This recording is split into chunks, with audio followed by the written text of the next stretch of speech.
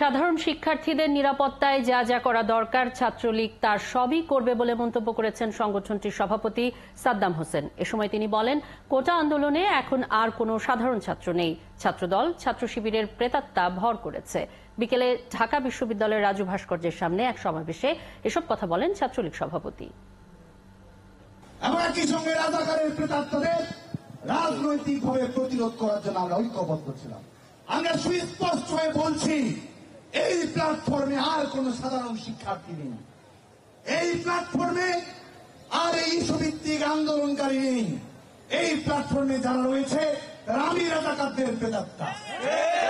এই প্ল্যাটফর্মে যারা রয়েছে তারা কোটা সমস্যার সমাধান চায় না, তারা প্রজন্মকে বিভ্রান্ত করে রাজাকারের রাজনীতি বাংলাদেশে পুনর্বাসন করতে চায়।